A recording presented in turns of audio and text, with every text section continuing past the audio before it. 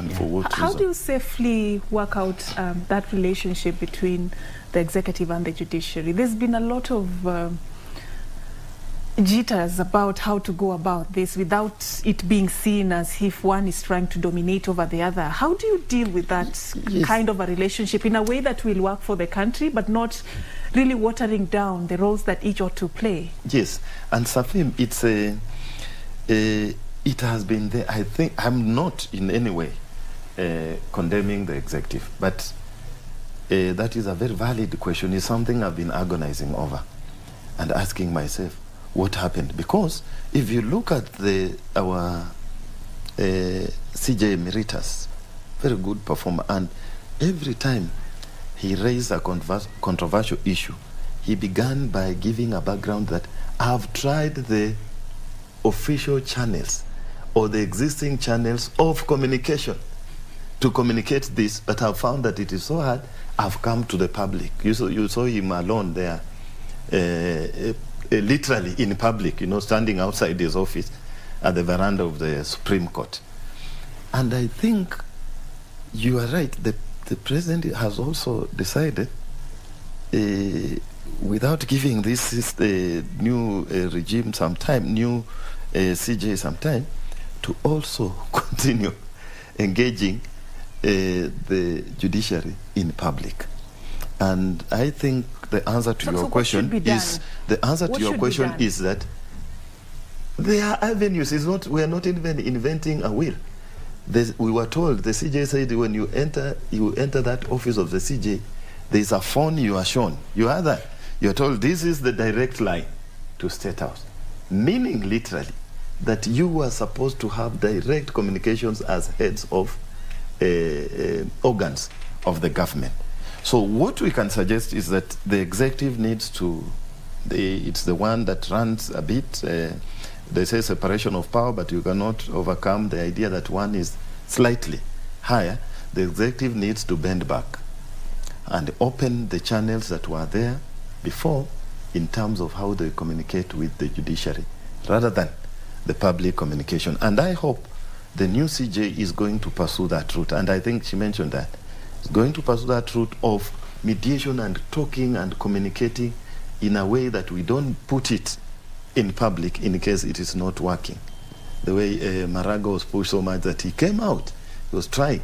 So I think they should continue, and the best even arbiter in this should be even Parliament, the committee. And I think Maraga tried that. It's called legal. He called them, they had a private discussion, and I don't know how far they went with that. We are all working for Kenyan citizens. We can put aside our egos, and I think now if the previous regime pricked the ego of the president by first nullifying the elections, now this is the time for a new beginning. We are all afresh.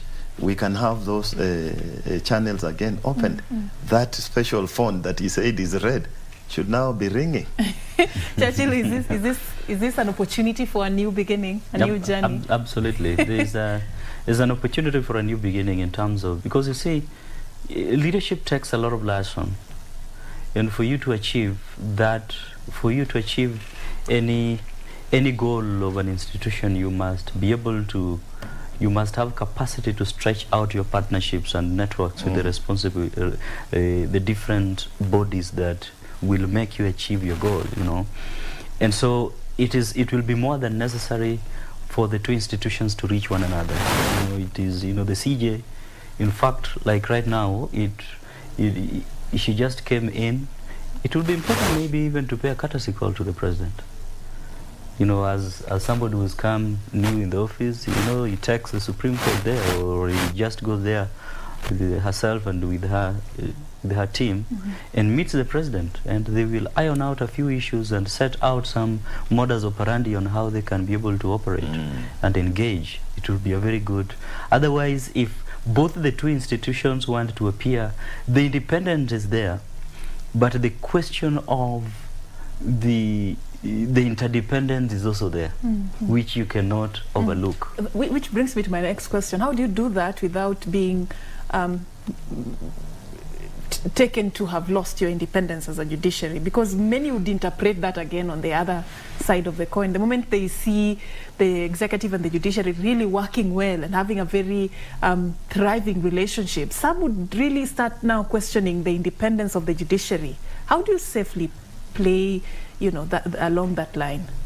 Any of you can jump. The other thing, before maybe Muliro comes in, I think there is a person who should really be very key also in this process, and this is the Attorney General. Because the Attorney General, being the chief legal advisor of government, he has the responsibility to ensure that government operates within the framework of the law. And when that happens, then you will realize that there will be not too much antagonistic behaviors between the government, the executive, and the judiciary.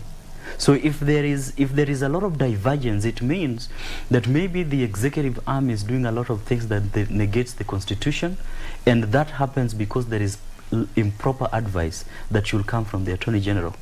So I think it will be very necessary for the Attorney General to take very proactive roles. Like for example, and some of these things go beyond, it even goes, some of them involve even shuttle diplomacy. Because he's part of the Judicial Service Commission, right? And he's sort of like a liaison person. He's able to read the mind and the heart of the president, and is able to relay that to the judiciary in a more subtle manner that will not be able to go make things come out in public. So I think that will be something that will also be important. I think you've also reminded something. You are right that somehow the president has had a goodwill. I think so, even by way of appointing the Attorney General for the first time. This is a person who has been in the judiciary, in the system. The current Attorney General, I think he was even the president of the Court of Appeal. So this is the person who can do that diplomacy very well. That is the first one. But the most important, the basis of his action is to ensure, as my colleague has said, that the advice he gives the government resonates well with the rule of law, is within the confines of the rule of law. So that even if, whenever there is cordial relations between the executive and the judiciary, and the people know, we listen, and we can tell that this decision is purely wayward, it is pleasing the executive. But if the executive makes sure that it is acting within the rule of law, you'll find that the judiciary has no even moral, or not even any motivation to be activist against the state, because they'll still have to stick to what is there. The work of judiciary is easier, unless you want to politicize them. By now, you violate the rule of law and you come in and they join you, then we say you have lost independence. But interdependence in the sense that each knows their role and they are working for the sake of enhancing each other's role, not blocking it. So if you start blatantly violating the constitution, the rule of law, and then citizens, it's not the judiciary that wakes up. Citizens go to the judiciary and say, we have been aggrieved. Please, you are an arbitrator, say something about this. Then they make a ruling and you come in and you say, now consequences. No, the idea is, why can't you act in a way that will not require the judiciary to overturn your decisions, your activities? And they know it. That is why the Attorney General is there. And I think the burden lies with him somehow. We are leaving him out, because if you look at the president, why he appointed him from the system itself, judicial system, was that he has this experience, and then now he can come this side and advise us clearly. And I think Kenyans were right. That's why they were saying, Kenyans were actually calling upon the Attorney General, and the government is called the Solicitor General to resign. They were not saying the promoters of BBI or the politicians. They knew the right place. And I think, Serfine, that is where it should be. Advise the government correctly to stick within what we have agreed on. And by the way, when you look at even some implementation of executives, even when you forget about even government, just small organizations, the CEO might want something to happen. You then must sit down with the team legal team or something to find how to regularize this thing within the confines of the framework of engagement. And I think the Attorney General has a responsibility in ensuring that the two institutions work well. Because in as much as, even if the judiciary tries to reach out to the executive, and the executive continues to make decisions that are against the law, then they will still be at loggerheads. Yes. But I also want to ask, the timing though, I mean, it came this far. It came this far, and then it was just, there were talk of a referendum in the month of June, already in the month of June. Why now? And do you want to tell me that we missed the point all along as a country until to get to this particular point? That's when suddenly we realize BBI is unconstitutional. I think even, Safim, we should be changing that question and ask them, where were you until now that you brought all these mistakes to the court, isn't it? I think, because it didn't begin yesterday. Yes, but Safim, you know, as I've said, the judiciary will not follow and try to, it's the Attorney General and his people and promoters to make sure that this thing is so good that by the time, remember, Safim, the judiciary did not just wake up. They were consolidated cases. In fact, we were getting jittery that why are these cases still pending, waiting for long this time? And I think even those, the BBI promoters, as we say, as Kenyans were saying they should resign, and they were surprised, even the politicians, is that all this time, why couldn't they reassess and find that actually they are taking something ahead which has problems with the constitution and the law of the country? And it has all had that, and I don't know whether it is deliberate or it is political, if you can allow us. Issues of even saying two documents is not a lie. They have accepted, groups have seen that, and we are asking, the government is the promoter of this, and with all the machinery and the organization, why do we have these lacunas? So you may not put even the burden on the judiciary and say, why then have they done this? The question is, what has blinded the eyes of the promoters of BBI all this time round? What is the game that is around that the common eye of an ordinary citizen like me is not seeing, when actually the document is for me? So the question that arises here in this case is the judiciary working for the common person? Is it the one building that nation building that the president is talking about? And I think you don't need to answer, because the answer is yes. I wish we had the answer to that question. No, the answer is yes. What you've done, Muliro, is ask more questions. Never get a response from you. The answer is yes. Or are they working for, or are they also part of the conspiracy? You're also asking more questions. General, I was expecting you're going to answer that question, but you're just asking questions. No, you want to tell me we missed the point? No, nobody really looked at the fundamental issues for us to get to this point that you know, the country is almost moving to the next phase, and then this happens. I mean, I think sometimes, were we too excited, or were we? I mean, what is it? We didn't even have copies. It's important to look at the political dynamics as well, because you see, some of these processes that are meant to achieve political ends that are uncertain. You know, in the eye of the public, people expect the end of this process to be a constitutional change. Yes, yes. But that may not necessarily have been the intent of the process. So there are still a lot of things that are gray in the eyes of the public and majority of Kenyans about this process and its intent. Maybe its intent is already achieved. And so we slowly are killing the process. I'm following. Or so maybe keep going. Or maybe or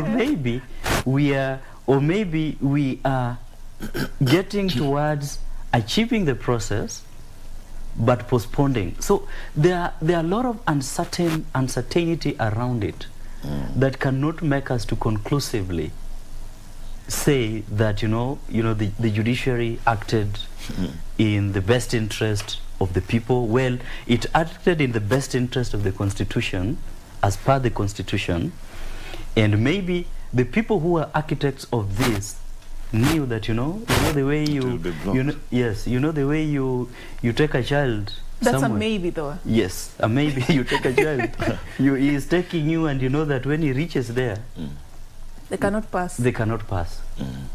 You craft your own defeat. Exactly. But then, the process from here to that point, I will have achieved what I want, which I will not tell people. So these are political issues which we cannot be able to define.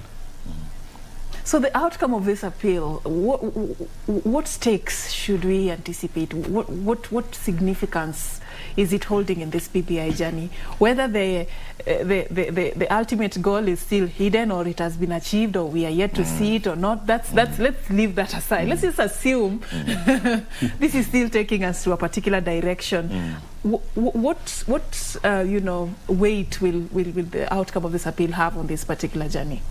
I think you have given us a caveat, but I think I'll two things. I'll give the first one, the political intention, which my brother is talking about.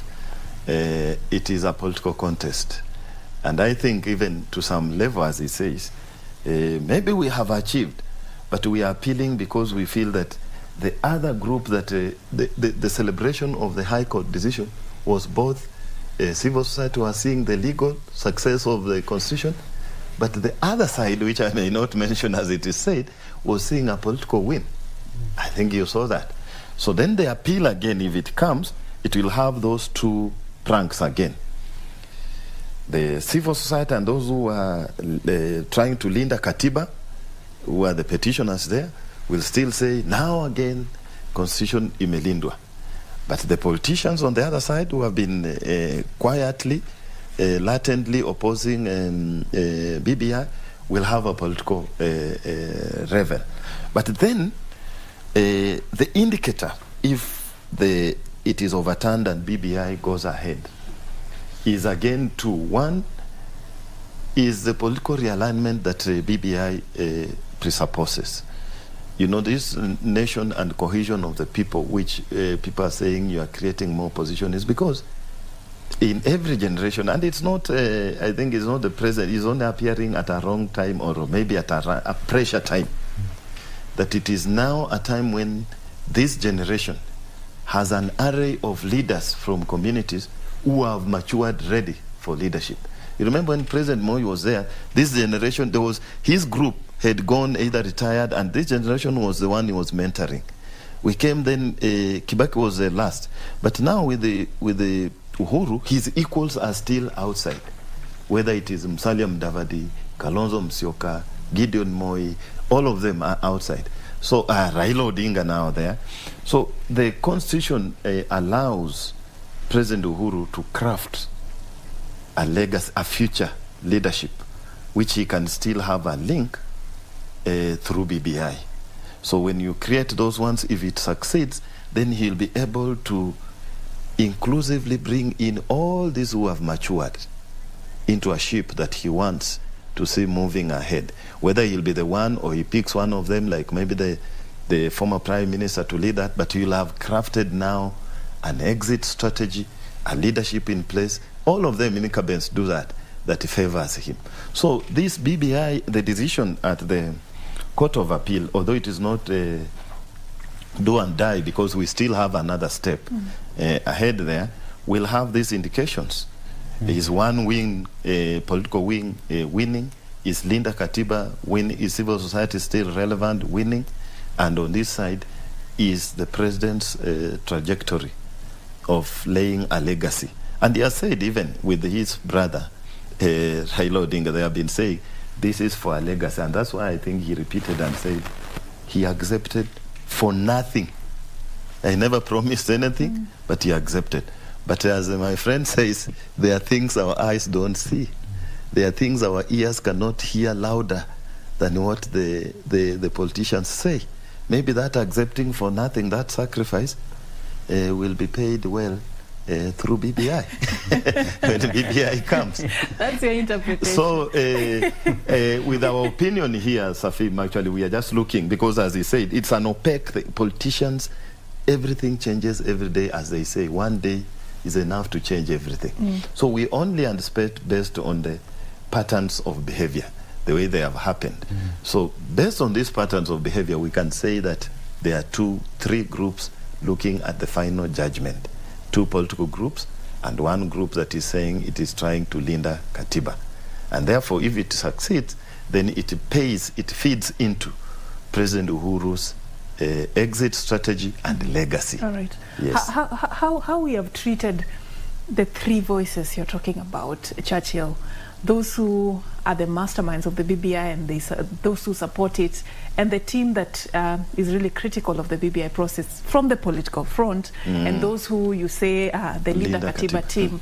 How we have treated these 3 voices over the journey of the BBI process? Have we had that really comprehensive national conversation? Yesterday the president really emphasized, and he kept going and going on about the need for a national conversation on this particular subject. Have we done that? Because we are here and it's at a very climax stage of this particular process, but we are still having some voices that are not really walking within the same line. Have we, does it really send a message about how we have treated the national conversation, the bringing everybody on board? Because I believe that's the spirit of the BBI process, to bring everyone together to just champion us a cause. How have we treated that in this particular manner? Well, it's been a chess game. Or it's been a competition it's been sort of a chess game, a blend of a chess game and a whole question of bringing people together with the aim of achieving a specific political end. And so we must admit that when you compare this process with the previous processes, there has been a lot of opaqueness, not just even within the political class, but even within the ranks of the citizenry. And I think that when you go into the village communities, nobody knows really the contents apart from what they get from the media. And when you compare this with the 2010 Constitution, the process that it went through, even the Guy Commission, it was extremely inclusive. So that one we have to say that there was quite a misgiving. The other thing is that it is also very difficult to have, in a political process like this, to have convergence of opinion. In the ultimate end, whether we engaged all the stakeholders, there will still be people who are saying no. There will still be people who are saying no, not because they don't want the document. Some will say no because they want political, they want political gain. They want to sit down and say, now this BBI is coming, the referendum is coming, but the yes side seems to be full. If you want to get political mileage, go to the no side. So ideally, whether we engaged everyone, there will still be a no side. But I think in terms of engagement, there was a lot of opaqueness in the process. And I think that opaqueness was still meant to achieve specific political interest. Muliro, have the same question, but have we seen a reconciliatory approach of reaching out to the opponents?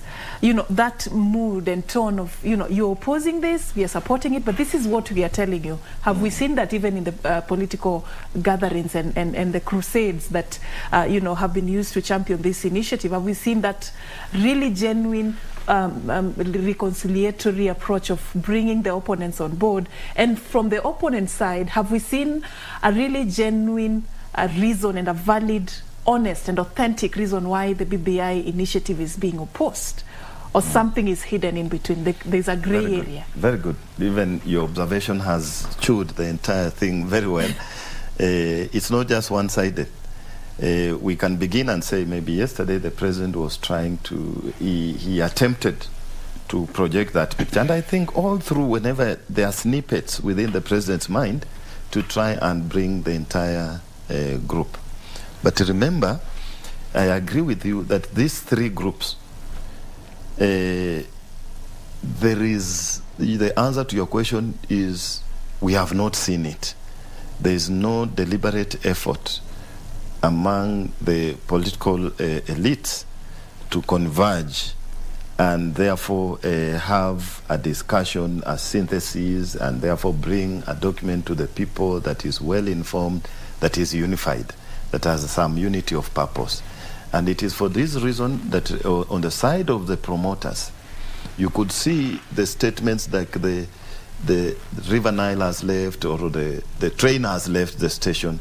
There's no more opening of the door for passengers. That means there's no inclusivity, no bringing in of other people. And then on the other side, those opposed, they are saying we have conditions. They are setting conditions first. And they are doing that maybe, as my friend said, as an aspect of analysis.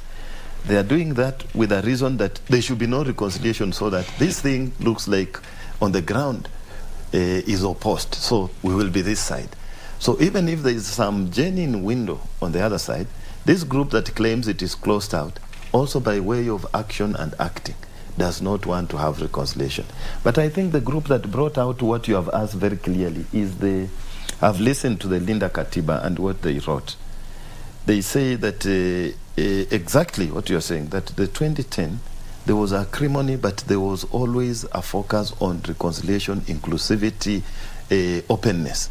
But on this one, even asking, one of them said they went even personally with their own money to buy a copy at the government printer. And they found that even what they were told it's supposed to be free. Maybe just quoting what the other person said, and they were sold at 600, but later learned that it is free.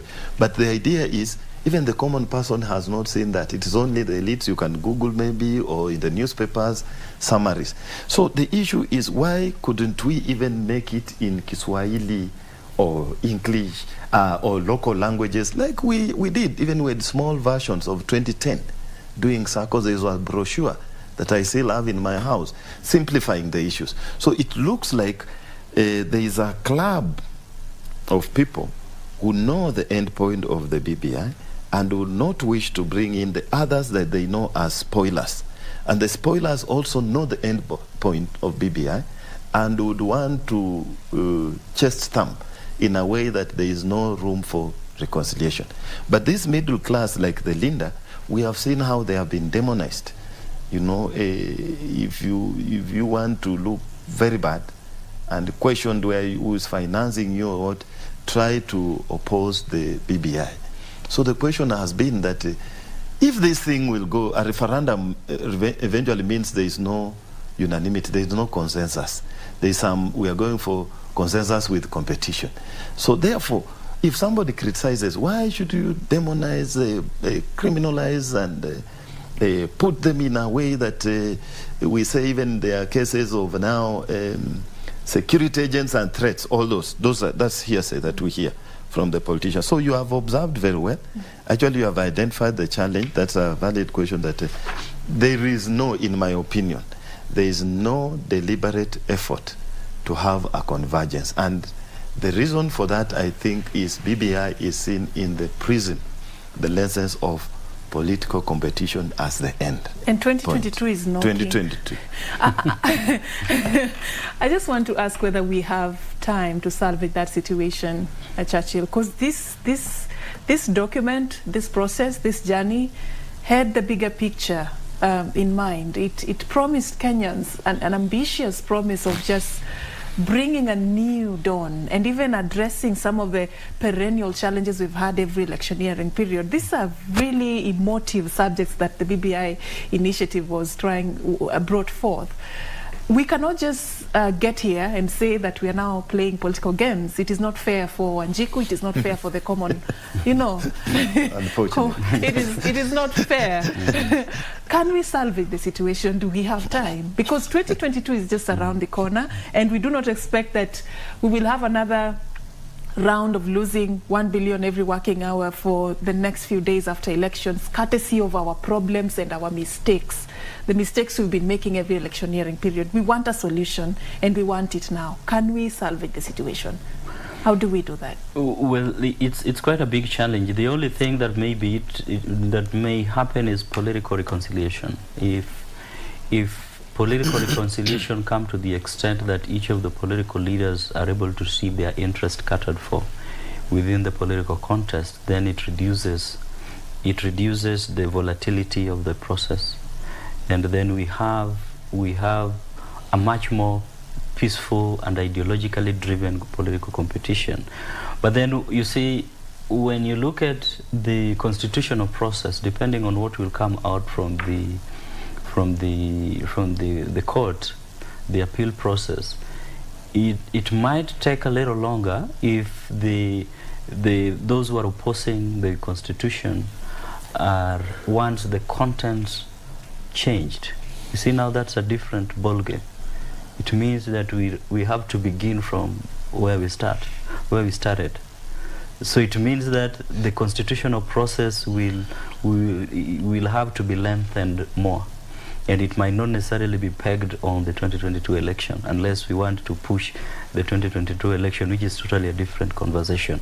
So as is now, either the whole process is fully rejected, or it goes through, and then you have a political reconciliation towards 2022, and in a political reconciliation it is only interests that take center stage. Yeah. Is it possible to separate the two?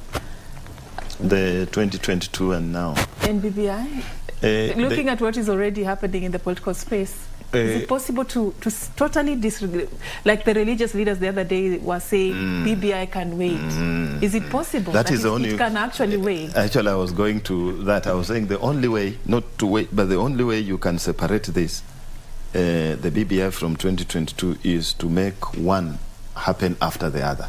But when you look at the aspirations of the BBI, is to treat something before the elections. They are saying people must come together, and the idea of equity, the constituencies, and nation building, that the nations, the ethnic groups must cohere. They are looking at that. And I think we should not forget that there have been suggestions, and at a very advanced level, that Parliament, instead of going the referendum way, there are dumbbells from Parliament, and the voices are now rising slowly that it should now be opened up, because Parliament also represents the people. They assess, change it, and do a few things, then use the parliamentary way, which will be maybe shorter than going the referendum way, and then we have it implemented before 2022, because some actions of 2022 will be actually operationalizing the content of BBI in that case. But we have already seen one of the principles has clearly come out, and validly so. The former Prime Minister said, no, the parliamentary way will tamper with the popular initiative. This is a massive aspect, should just go to the people.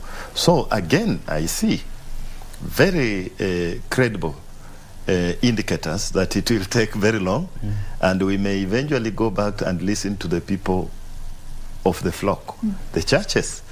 Let's listen to them, what they are saying, that if it is possible, if we can, it is impossible to delink them if we keep on politicizing. But the only possible way of not putting them together an omnibus is one should wait. And since the Constitution does not allow elections to wait, then BBI should wait. Because, and I think, I'm not over-religious, I should not spoil this discussion, but I think they have spoken the voice of God, because that is what I was agonizing with also, in the sense that must we rush something that is very good for the nation building to be together with 2022? And the fear came in this way.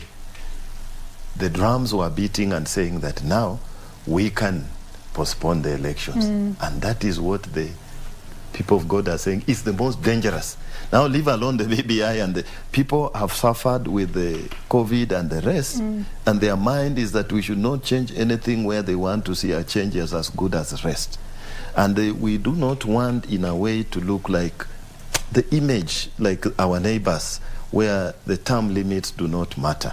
And I think that's what the church is saying, that why should we now say BBI is so important that we should extend the term of this government and the parliament, and parliament will lavishly suffer that, because extending their term, they'll be happy about that.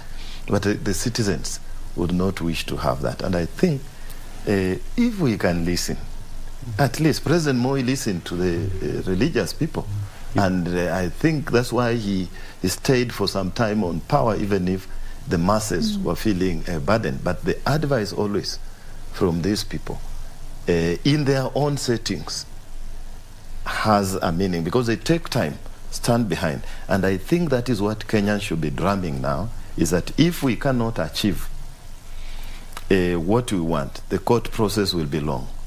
Even if the parliamentary may tamper with the people's will, then why can't we wait this beautiful aspect to happen after the elections? We'll be sober enough. We'll be looking at it not in the lens of Raila, Uhuru, Ruto. You see that those two political arms, there are those who just see BBI. We don't need to read, as we say. Baba has read, it's enough. Ruto has said, we will vote like this. So, but if we do immediately after 2022, I think there will be soberness, and we may achieve what the president wishes. There is goodwill, but the process is dangerous. I'm having a lot of questions. Yes. Just following that particular suggestion, because one thing, one would see it as, it could be one of the most important part of legacy that President Uhuru Kenyatta is going to leave this particular country. If his term comes to an end before it is delivered, how will that play out? Some also see it as it's very pivotal in the decisions Kenyans are going to make come 2022. If you are vying in any constituency, BBI and where you stand on BBI may play a very pivotal role on the choice of and the voting patterns. Then if it is postponed, then how do we, go about this? Should and I can go on and elections? Then should we postpone the elections? Which one is more dangerous? But gentlemen, allow me to take a very short break, because when we come back, we may just explore how BBI will be treated in the event that probably it's pushed post 2022 general elections. Will it carry the weight? Will the momentum be the same? Will the team remain intact? Yes, you see? We are going to pick up that conversation when we come back from this particular break. You are watching News Check right here on KBC Channel 1. Continue engaging us at KBC Channel 1. Remember, today we are also following up for you quite a number of issues shaping the news in the country, including the case management conference currently happening at the Court of Appeal right here in Nairobi. That and much more coming up after this break.